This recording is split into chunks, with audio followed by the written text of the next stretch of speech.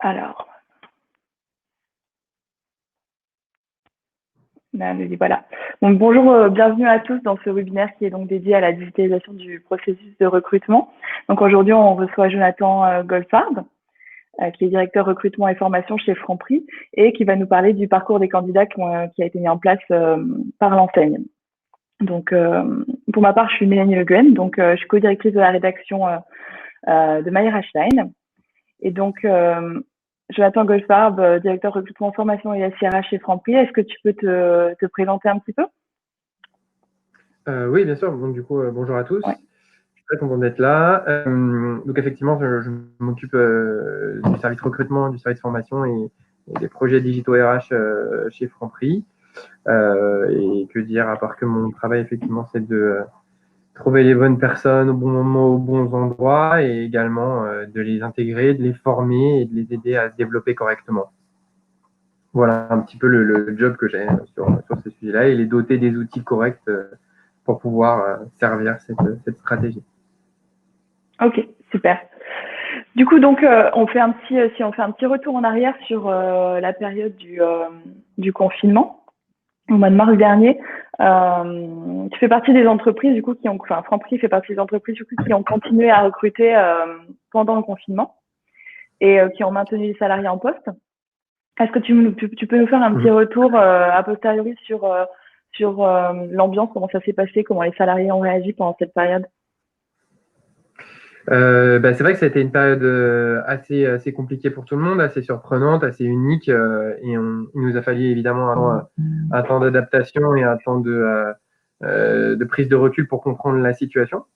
Alors, comment ça s'est passé pour les collaborateurs? Je vais pas non plus forcément parler pour tous parce que j'ai pas parlé à tous les collaborateurs. Néanmoins, c'est vrai que il semblerait que voilà, ils aient trouvé que Franprix avait géré correctement, en tout cas la crise, et mis à disposition les moyens nécessaires, tant sécuritaires que matériels, pour pouvoir les aider à affronter ça. Moi, ce qui m'a surtout marqué, c'est à quel point tous les collaborateurs avaient un sens, entre guillemets, de la mission publique et du devoir qui était le nôtre, à savoir nourrir les personnes qui étaient confinées.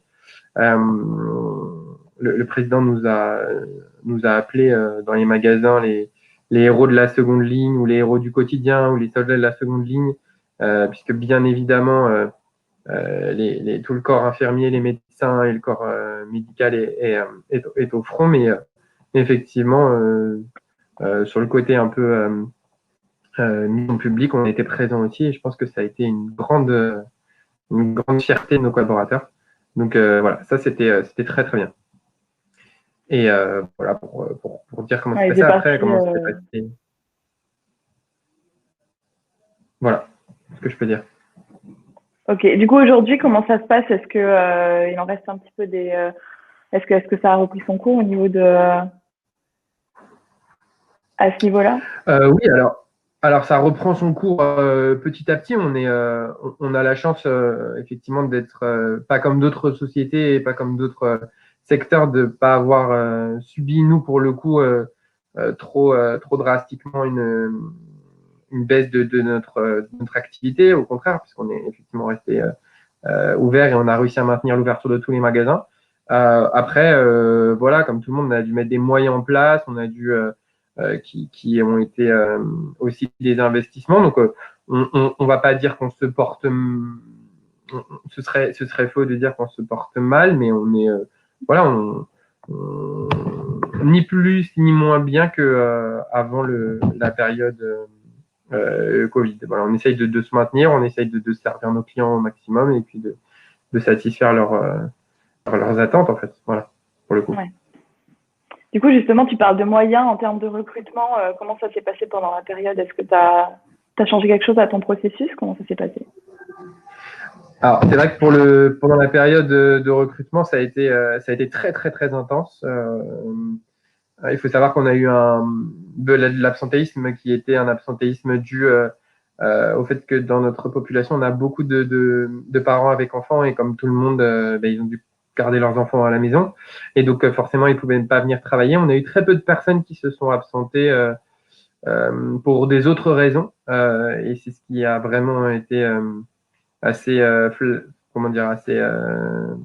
assez flagrant chez nous, c'est que tout le monde a voulu venir travailler, même ceux qui parfois avaient des difficultés autres, essayer de trouver des solutions parce ils avaient envie effectivement de venir servir les clients et de participer à cet effort, comme je disais tout à l'heure.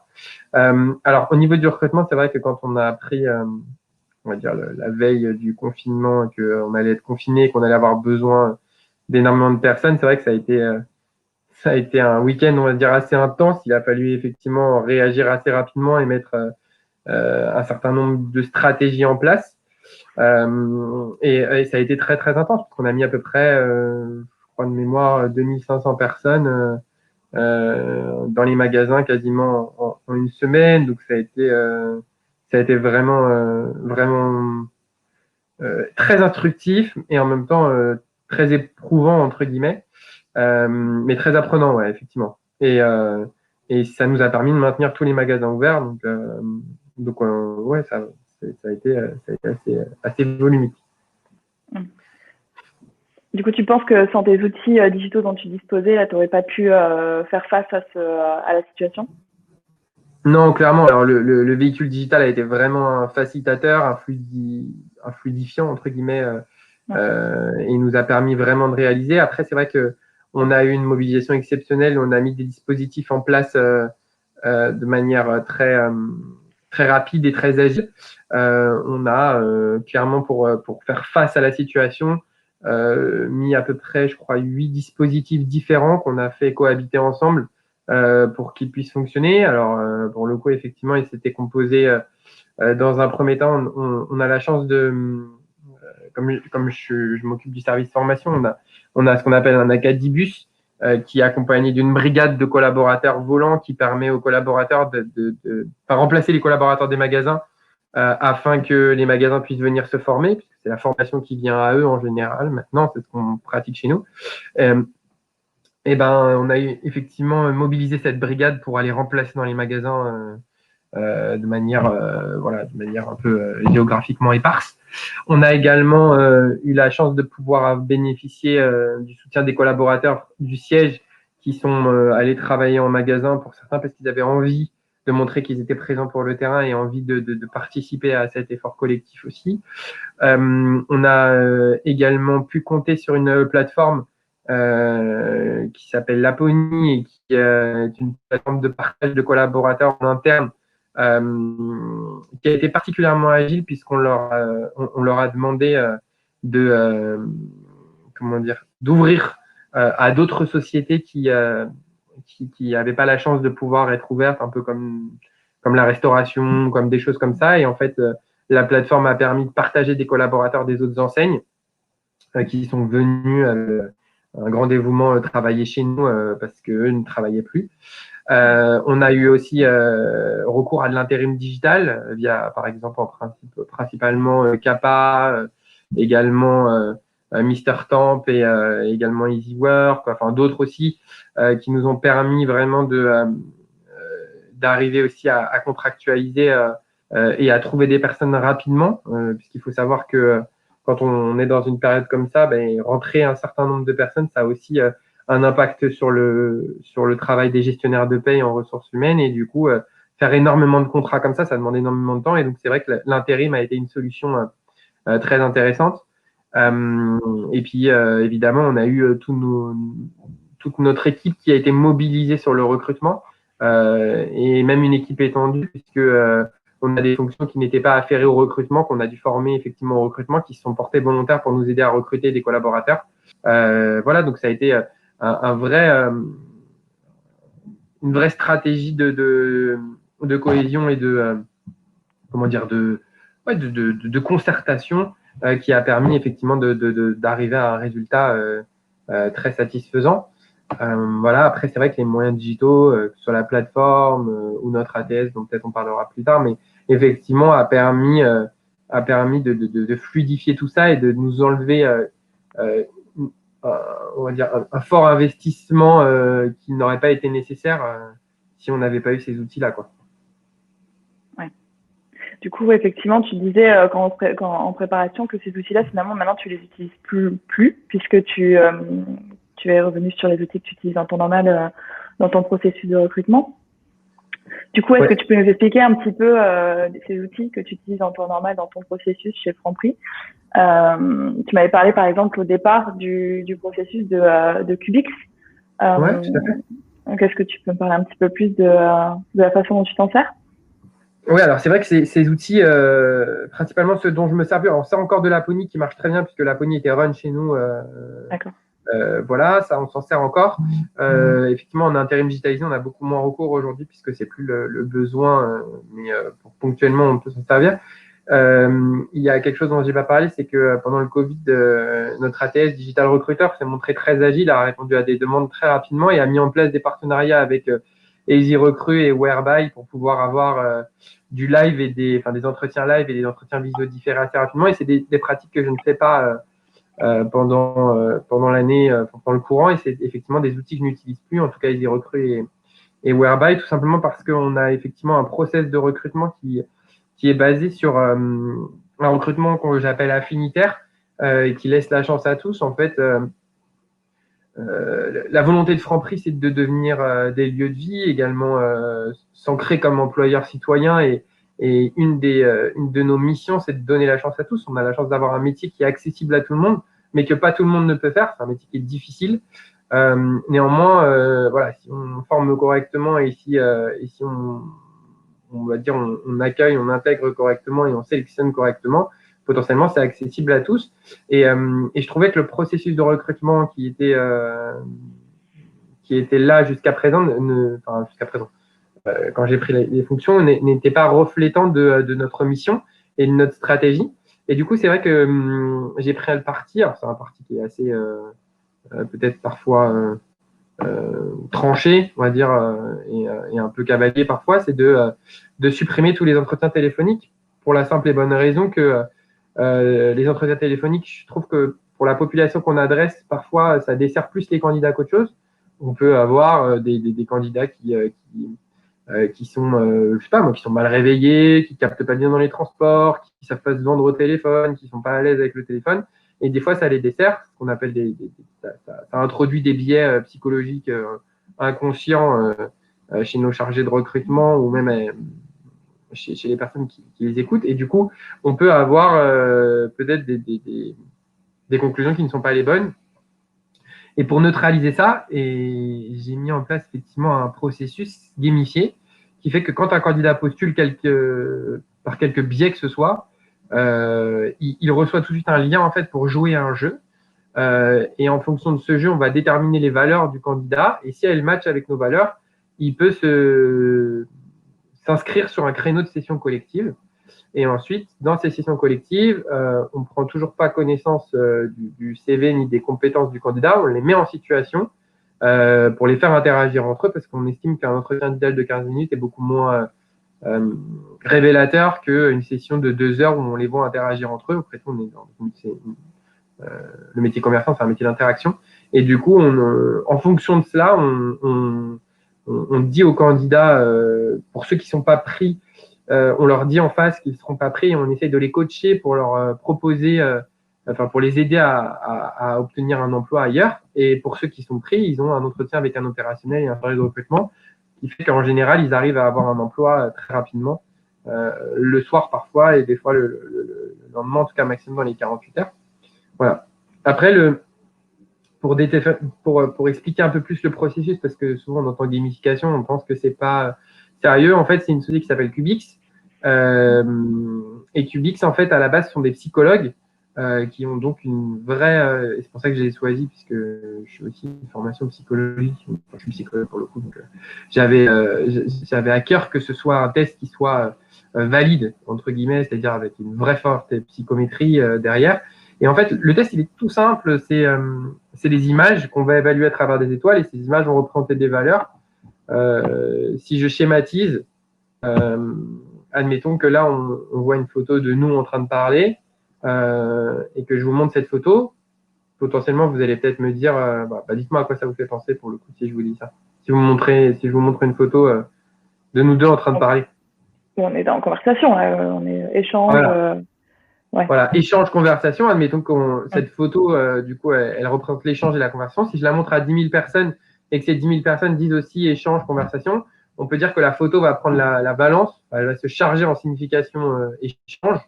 Et donc, si je demande à des candidats de l'évaluer et qu'il met 4 ou 5 étoiles sur cette photo-là qui représente l'échange, on peut estimer, on peut supposer qu'il a une valeur échange qui est ancrée en lui.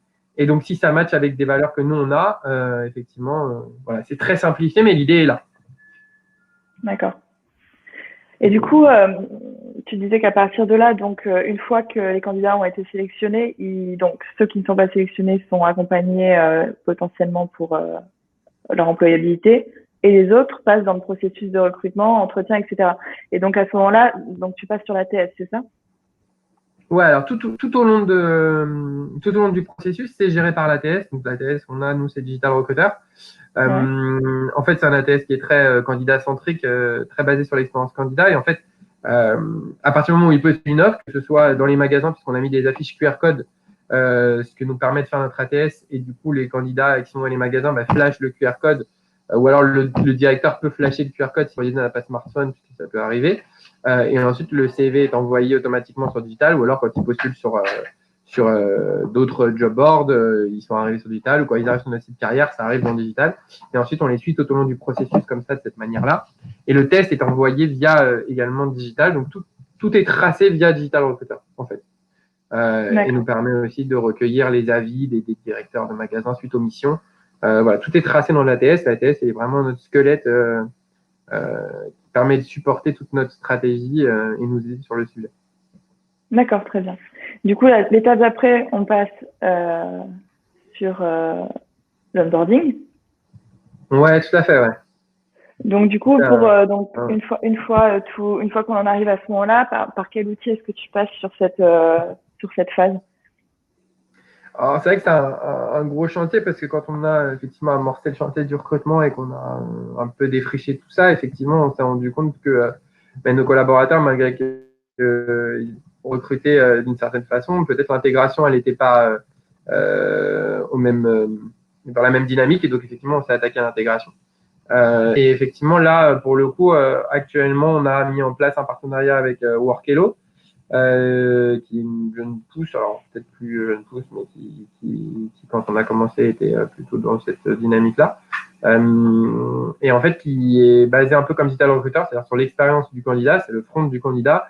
C'est tout un système qui va permettre de faire du pré-boarding, donc déposer des pièces, mais également recevoir de la culture, de l'entreprise, recevoir des vidéos, des contenus, commencer à se former avec des checklists en fait, et de se dire potentiellement voilà comment je suis intégré. Et donc nous on a pris parti en fait de former tous les collaborateurs 3 jours avant qu'ils entrent en magasin sur l'ensemble de nos basiques métiers, et c'est ce qui va permettre aujourd'hui pour nous de garantir une intégration satisfaisante. Alors après on n'a pas encore assez de recul pour voir si ça marche et on est en train de lancer les sujets, mais effectivement c'est Workello qui va être le véhicule digital qui va nous permettre de soutenir ça en attendant d'avoir un SIRH plus global, puisque aujourd'hui Franprix n'était pas doté d'un SIRH et qu'on est en train de se doter et de se digitaliser massivement. D'accord.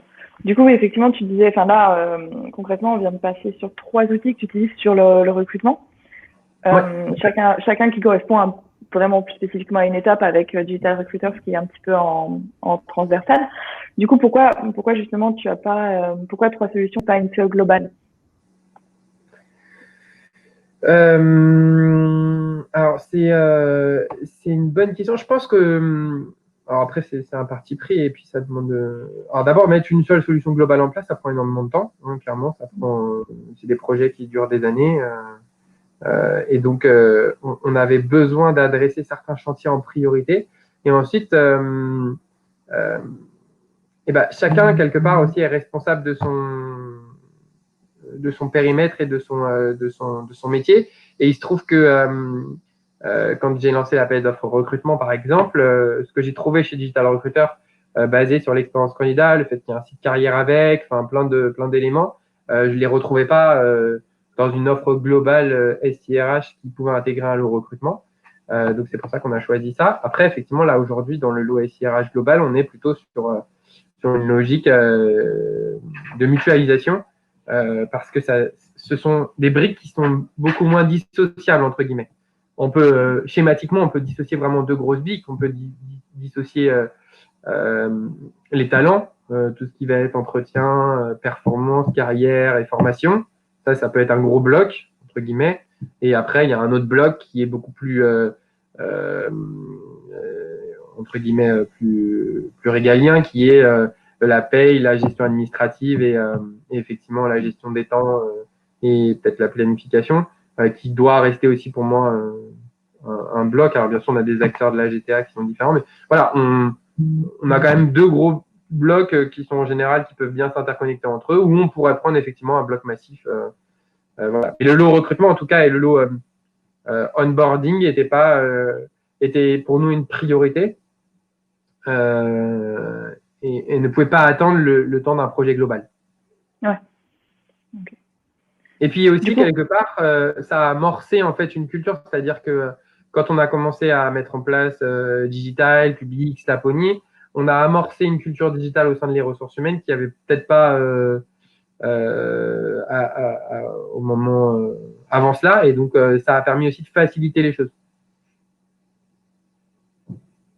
Oui, du coup, c'est un petit peu, j'allais te poser la question justement du retour sur investissement. C'en est un déjà, ça, d'avoir commencé peut-être à introduire le digital de façon un peu plus importante, à commencer par le recrutement.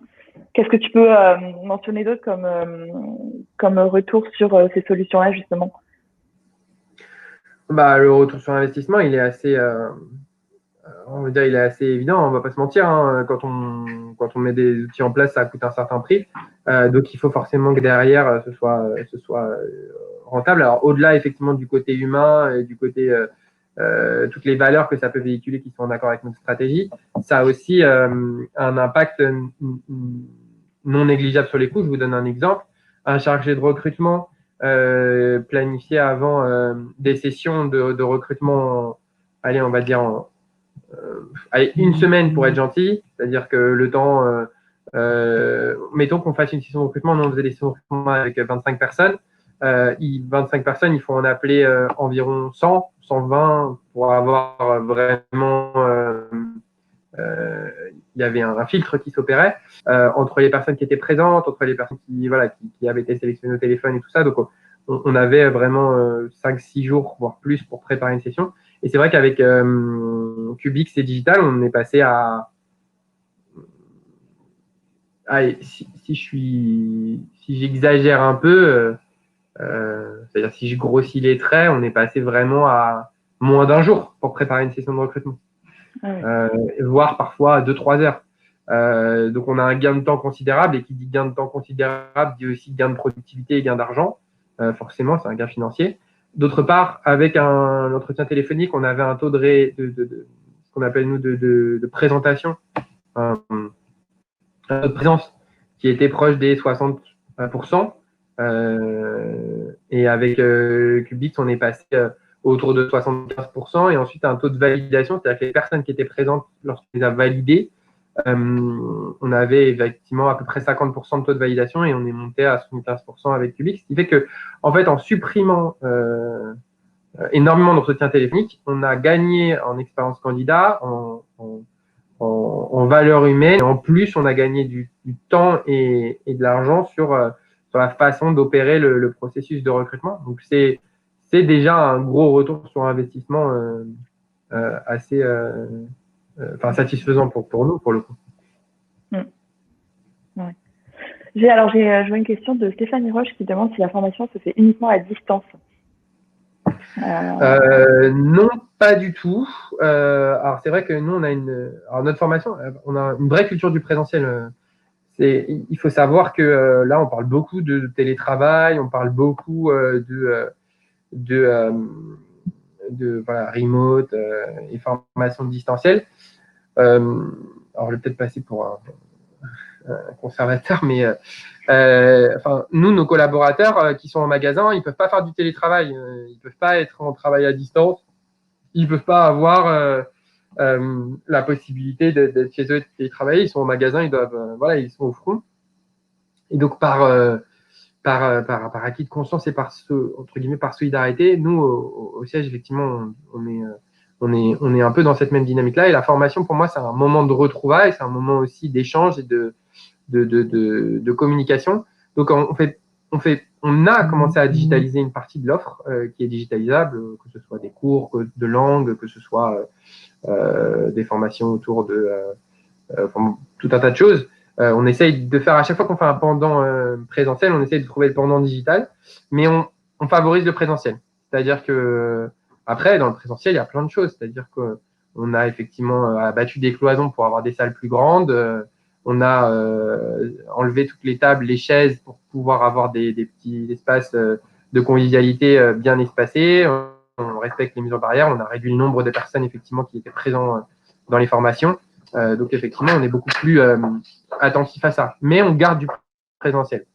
Et on a pris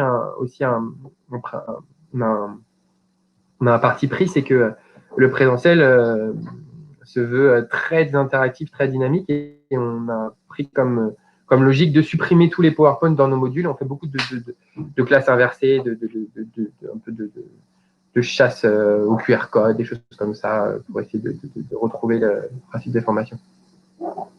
D'accord. Du coup, au niveau du choix des outils, si jamais, si tu devais donner des conseils aux professionnels de la fonction RH justement qui ont besoin de s'équiper de solutions dans le cadre du recrutement, qu'est-ce que tu conseillerais de regarder en priorité?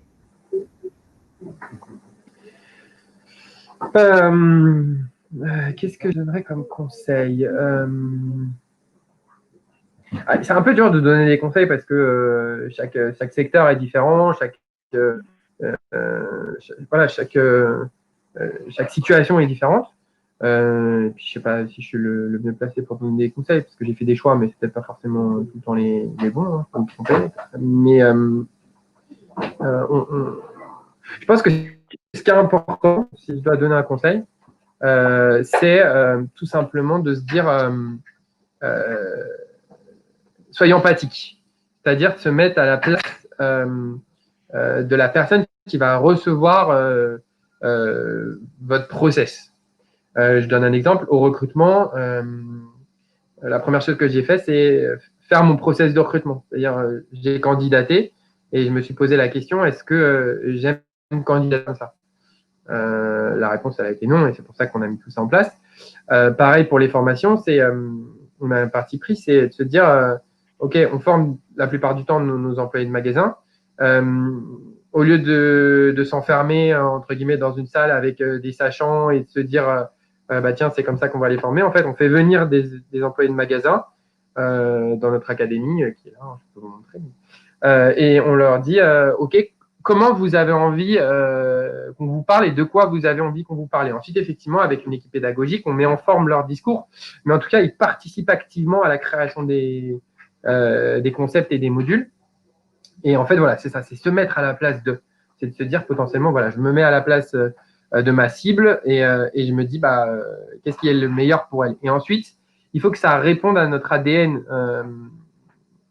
À un moment, se posait beaucoup la question de tout ce qui était lunettes virtuelles, jeux vidéo. Et c'est vrai que même si on a gamifié avec des images et des étoiles, on n'est pas parti dans un jeu vidéo, par exemple, parce que c'était pas comment dire, compatible avec ce qu'allaient vivre nos collaborateurs en magasin. Il faut rester fidèle aussi à l'expérience que vous allez vivre tout au long de votre univers professionnel, en fait. Donc, voilà, si je peux donner des conseils, c'est ça. Et puis après, piloter, c'est-à-dire mesurer les KPIs le plus possible. Interroger tout le temps, challenger tout le temps. Voilà. Moi, je pars du principe qu'il n'y a jamais quelque chose qui est acquis et c'est vraiment quelque chose qu'on fait, c'est-à-dire on se rechallenge constamment. Je pense que c'est quand on commence à penser que bah, tout est bon que on se plante, quoi. Voilà, si je peux donner quelques conseils, je crois que c'est ça. Voilà, à peu près. Donc, surtout de l'empathie et se mettre à la place des candidats et du recruteur, quoi. Ouais, je pense que c'est important. Après, c'est des conseils qui sont, on va dire, bateaux, hein, à mon avis. C'est pas Pas forcément, c'est pas forcément évident quand on rentre dans des processus de mettre de l'humain dedans. Quand on commence à mettre de la technologie, ça peut très bien. Est-ce qu'il y avait autre chose que tu voulais ajouter au sujet de tout ce dont on parlait? Ou est-ce que des personnes ont des questions aussi, elles sont les bienvenues. Non, moi, ce que je pourrais ajouter, c'est juste que j'ai la chance de travailler dans une entreprise qui met vraiment l'humain au cœur. Et même si c'est un métier qui est très difficile, on a vraiment la chance d'avoir des collaborateurs qui sont dévoués à ce qu'ils font. Et c'est pas facile. Donc, voilà, moi, j'en profite pour tous les féliciter. Et je suis fier de travailler dans cette boîte. Super. C'est justement une question de Jordi Timboué, j'espère que je n'écorche pas votre nom de famille, qui demande si le processus de recrutement des fonctions opérationnelles est le même pour les fonctions stratégiques. Donc, il complète par, dans l'hypothèse où vous faites du télétravail dans des fonctions stratégiques, comment intégrez-vous votre nouveau personnel? Alors, le processus de recrutement, c'est-à-dire que tout le monde passe QBix, oui, ça c'est sûr. Pour nous, de la même manière qu'on sert nos clients, nos fonctions support doivent servir nos magasins. Donc, on a cette logique de stratégie client affinitaire et donc on se dit que potentiellement, ils doivent passer par ce processus de recrutement. Alors, bien évidemment, après, dans les entretiens, c'est différent, ils ne font pas des sessions collectives. Mais en tout cas, bien sûr, ils passent tous ce test-là parce qu'on a tous les mêmes valeurs, même si le mot valeur, pour moi, est un mot un peu galvaudé et représente un peu tout. On essaie de tous être affinis. Si je dois exprimer un mot, c'est ça. Après, au niveau de l'intégration, alors on a la chance d'avoir effectivement mettre en place un logiciel de pré-boarding qui va permettre effectivement de digitaliser notre intégration. Mais au niveau de l'intégration, on a ce qu'on appelle chez nous, grosso modo, on l'appelle l'immersion, mais en fait, ce parcours 3 jours dont je vous parlais, en fait, on peut le découper en plein de petits modules, la stratégie, la vision, la relation client, bref, tout ça. Et en fait, toutes les personnes qui rentrent chez nous passent au moins la partie stratégie et vision. C'est sur une demi-journée et ils passent tout ça. Et donc, on a des sessions en fait où on a des personnes issues de fonctions du siège, parfois de haut niveau, et puis en plus, après, des personnes opérationnelles dans les magasins, puis ensuite des stagiaires qui sont tous réunis dans une seule et même demi-journée où on leur montre la stratégie et la vision de la boîte. Donc, c'est comme ça qu'on les intègre. Et pour le remote ou le travail à distance, sur cette intégration, on passe quand même sur cette partie comme pour le coup présentiel. Alors, c'est un peu nouveau là pour le coup avec le Covid. On n'a pas non plus intégré beaucoup de monde, en tout cas aux fonctions support. Mais nous, on est en présentiel quoi qu'il arrive au siège actuellement, donc il n'y a pas de sujet par rapport à ça. D'accord. J'ai aussi Dorothée Giffard qui demande quelle projection avez-vous sur les futurs développements de la digitalisation des RH? Alors, c'est vrai que le Covid, il a permis de mettre un bon coup d'accélérateur parce qu'on s'est rendu compte que c'était nécessaire d'avoir des outils puissants pour pouvoir ne serait-ce que communiquer avec tous nos collaborateurs et tout ça. Donc, effectivement, on est en train de finaliser un appel d'offres global et CRH qui comprend le changement de notre logiciel de paie, notre changement de système de gestion aussi des temps, notre système de gestion administrative et puis également notre système de gestion des talents, à l'exception du recrutement. Donc voilà, c'est un très très gros projet qui va nous occuper pendant assez longtemps et on est tous mobilisés dessus. Donc voilà, c'est ça aujourd'hui la brique digitalisation au niveau des RH qui est la plus représentative aujourd'hui. D'accord. Alors, Fatia mentionne qu'elle a l'impression d'observer moins d'engagement de la part des personnes recrutées à distance, notamment des gens qui ne se présenteraient pas le jour de leur premier jour de travail. Est-ce que vous avez, est-ce que toi, tu as pu avoir le même constat? Alors, c'est difficile que je généralise à l'ensemble des recrutements qu'on a pu faire parce qu'on a fait quand même énormément à distance pendant le Covid. Clairement, il faut être honnête, parce que je vous dis, on a mis 2500 personnes. Et honnêtement, on a vu une mobilisation unique, des fois voire plus importante qu'avant. Mais je pense que c'est le contexte Covid qui faisait ça. Après, nous, on recrute par exemple pour Lyon et pour Marseille et je pense pas que ça dépend du mode de recrutement, mais ça dépend aussi beaucoup de l'intérêt que vous allez savoir susciter en étant à distance. C'est-à-dire si vous allez réussir à véhiculer tout l'ADN de votre entreprise et donner envie aux collaborateurs de venir, je pense que c'est un peu ça la clé. Mais c'est vrai que comme pour du recrutement présentiel, on a des échecs. Mais j'ai pas été témoin d'une vraie, en tout cas d'une vraie différence flagrante entre les personnes recrutées à distance. Par contre, on a eu des surprises, oui, effectivement, des personnes peut-être qu'on on s'attendait pas et qui sont effectivement venus en magasin avec des intentions qui étaient peut-être pas forcément tout le temps les bonnes. Oui, ça nous est arrivé. Après, même tu me parlais même carrément d'engagement citoyen, pendant le confinement. Les gens venaient avec carrément l'engagement était même au-delà de simplement venir travailler, c'était vraiment le service rendu, quoi. Donc, du coup, pour le coup, c'était un peu l'inverse. Ouais, carrément, on recevait des messages qui me disaient voilà, moi je veux travailler même pour servir mes concitoyens même 5 heures de contrat. Enfin, je veux faire partie de cette mission d'utilité publique et ça nous a assez marqué. Et même aussi, on a une mobilisation assez forte effectivement pour aller travailler dans les magasins, même je vous ai dit des autres collaborateurs, des collaborateurs, des concurrents finalement qui étaient aussi dans d'autres secteurs de la restauration par exemple, qui sont venus travailler pour nous. Parce qu'ils avaient envie de participer à ça. Ouais. Alors, il y a Lisa qui demande quels sont les enjeux pour vous aujourd'hui et les prochaines années en tant que RH. Quels sont les enjeux j'ai envie de dire les enjeux, et c'est pour ça aussi qu'on met le SIRH en place, c'est d'apporter de la qualité de vie au travail à nos collaborateurs. En fait, je vais être assez transparent sur le sujet, c'est-à-dire que on n'a pas la chance dans nos magasins de pouvoir proposer, je schématise et je vais donner des stéréotypes, hein, mais c'est vrai que par exemple, on a vu ces derniers temps émerger une grande mouvance start-up qui proposait des espaces de convivialité dans les magasins, pardon, dans les sièges avec, je sais pas, des baby-food, des trucs comme ça, effectivement, ou alors des réductions d'heures de travail, des choses comme ça. Nous, on n'a pas cette chance, on n'a pas, c'est même pas si c'est une chance, mais on n'a pas cette possibilité-là. Un collaborateur dans un magasin, il doit travailler, et il peut pas être en télétravail, il peut pas jouer au ping-pong parce qu'à côté de clients, voilà, c'est encore schématisé, mais donc la seule façon qu'on a de leur apporter vraiment de la qualité de travail, c'est d'être affinitaire dans la façon de les manager et dans la structure qu'on arrive à créer, l'ambiance qu'on arrive à créer au sein d'un magasin.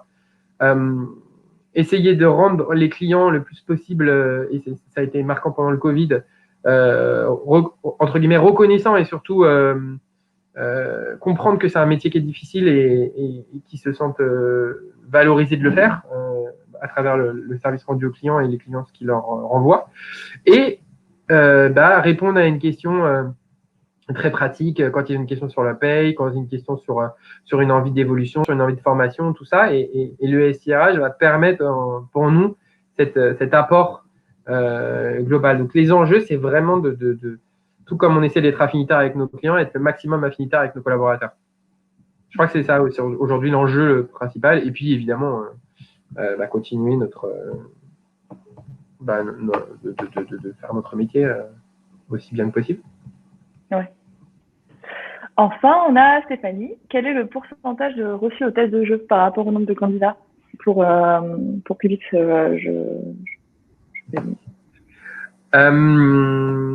Alors, il faudrait que je regarde les chiffres parce que je ne les ai pas forcément tout de suite, aujourd'hui en tête, mais on a eu 74 000 candidatures depuis qu'on a mis en place Digital Recruiter. C'était il y a combien de temps?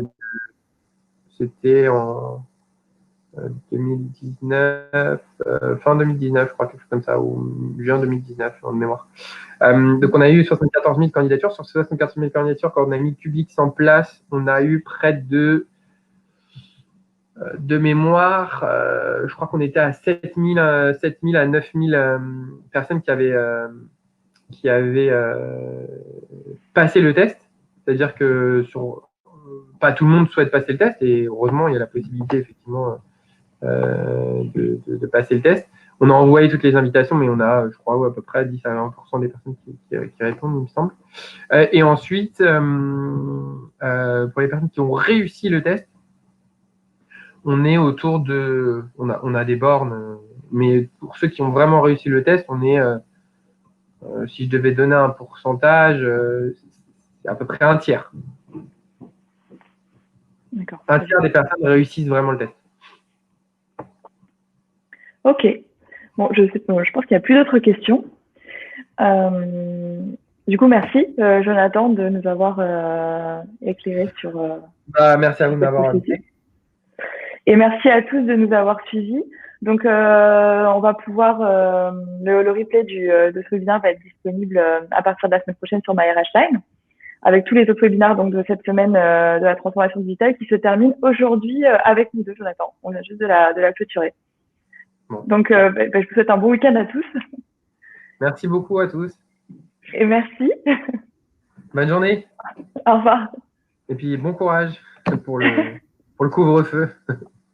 Ah oui, au revoir. Au revoir.